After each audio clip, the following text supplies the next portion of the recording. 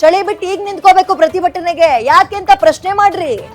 Metro ಸ್ಟೇಷನ್ಗಳಲ್ಲಿ Amul ಮಳಿಗೆ ತೆರೆಯುವಂತಹ ವಿಚಾರಕ್ಕೆ ಸಂಬಂಧಪಟ್ಟಂತೆ ಬಿಎಂಆರ್ಸಿಎಲ್ ನಡೆಗೆ ಮಾಜಿ ಸಚಿವ ರೇಣುಕಾಚಾರ್ಯ ಆಕ್ರೋಶವನ್ನ ವ್ಯಕ್ತಪಡಿಸಿದ್ದಾರೆ. ನಂದಿನಿ ನಮ್ಮ ಹೆಮ್ಮೆ, ಕರ್ನಾಟಕದ ಬ್ರ್ಯಾಂಡ್ ಅದು ನಂದಿನಿ ಅನ್ನೋದು. ಹೈನುಗಾರಿಕೆ ಉದ್ಯಮ ಕರ್ನಾಟಕದಲ್ಲಿ ಬೆಳೆಯೋಕೆ ನಂದಿನಿಯ ಪಾತ್ರ ಬಹಳ ದೊಡ್ಡದಿದೆ. ಅಮೂಲ್ಗೆ ಅವಕಾಶ ಕೊಟ್ಟಿರೋದು ಕನ್ನಡಿಗರಿಗೆ ಮಾಡ್ತಾ ಇರುವಂತಹ ಅವಮಾನ ಇದು.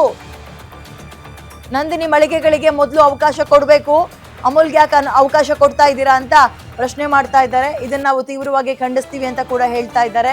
ಸೋಷಿಯಲ್ ಮೀಡಿಯಾದಲ್ಲೂ ನಂದಿನಿ ಪರ ಕ್ಯಾಂಪೇನ್ ನಡೀತಾ ಇದೆ. ಸಹಜವಾಗೇ ಸಿಡ್ದೆ ಹೇಳ್ತಾರೆ ರಾಜ್ಯದವರು, ನಮ್ಮ ನಂದಿನಿ ನಮ್ಮ ಹೆಮ್ಮೆ. ಅದು ಕೇವಲ ಆ ಹಾಲಿನ ಪ್ಯಾಕೆಟ್ ಮೇಲಿರುವಂತಹ ಸ್ಲೋಗನ್ಗೆ ಸೀಮಿತ ಆಗೋಕೆ ಬಿಡಬಾರ್ದು. ಒಂದೇ ಪ್ರಶ್ನೆ, ಯಾಕೆ ಅಮೂಲಿಗೆ ಅವಕಾಶ ಮಾಡ್ಕೊಡ್ತಾ ಇದ್ರಿ, KMF ಮಾಡ್ಕೊಡ್ತಾ ಇಲ್ಲ? ಪ್ರಶ್ನೆ ಸಹ ಬಹಳ ಸರಳವಾಗಿದೆ, ಉತ್ತರ ಕೊಡುವಂಥದ್ದು ಬಹಳ ಕಷ್ಟ ಆಗ್ತದೆ ಅವ್ರಿಗೆ. ಬಿಜೆಪಿ ರಾಜ್ಯದಲ್ಲಿ ಇದ್ದಾಗ, ಅಂದ್ರೆ ಡಬಲ್ ಎಂಜಿನ್ ಸರ್ಕಾರ ಅವ್ರದ್ದು, ಇಲ್ಲೂ ಇದ್ರು ಅವ್ರು, ಅಲ್ಲೂ ಕೂಡ ಅವರೇ ಇದ್ರು. ಆಗ ಅಮೂಲ್ ವರ್ಸಸ್ ನಂದಿನಿ ಎನ್ನುವಂತಹ ಹೋರಾಟ ನಡೆದಾಗ ಇದೇ ಕಾಂಗ್ರೆಸ್ನವ್ರು ಏನ್ ಹೇಳಿದ್ರು? ಬೊಬ್ಬೆ ಹೊಡೆದಿದ್ರು.